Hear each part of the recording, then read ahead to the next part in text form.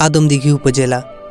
আদমদীঘি বাংলাদেশের বগুড়া জেলার অন্তর্গত একটি উপজেলা এবং বগুড়া জেলার পশ্চিমা অংশে অবস্থিত।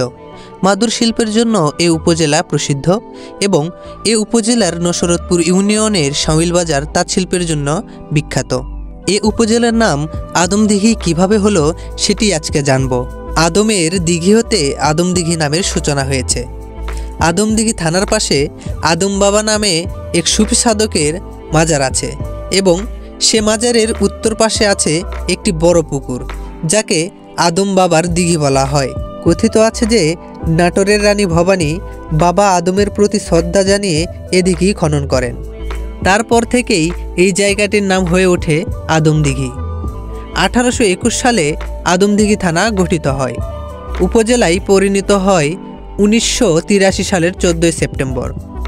নাটোরের রানী ভবানীর বাবার বাড়ি আদমদীঘি থানার সাতিয়ান গ্রাম ইউনিয়নে। সাতিয়ান গ্রামেই রানী ভবানীর বাবার বাড়ি।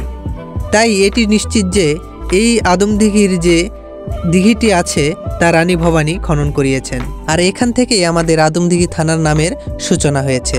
আদমদীঘি উপজেলার আয়তন 6560 একর। আদমদীঘি উপজেলায় মোট 6টি ইউনিয়ন রয়েছে। 1 নম্বর আদমদীঘি ইউনিয়ন, 2 নম্বর কুন্দুগ্রাম ইউনিয়ন, 3 নম্বর চাপাপুর ইউনিয়ন, 4 নম্বর সাতিয়ান গ্রাম ইউনিয়ন, 5 নম্বর নসরতপুর ইউনিয়ন এবং 6 নম্বর সান্তাহার ইউনিয়ন।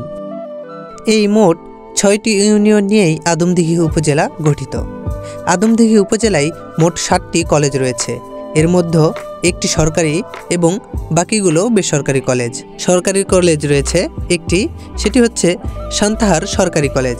বেসরকারি কলেজগুলো হচ্ছে Adamdighi Rahimuddin degree college, Nasratpur degree college, Shahid Ahsanul Haque degree college, Haji Tasir Ahmad মহিলা কলেজ।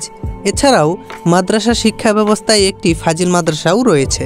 আদমদীঘি উপজেলার বেশ কিছু দর্শনীয় স্থান রয়েছে।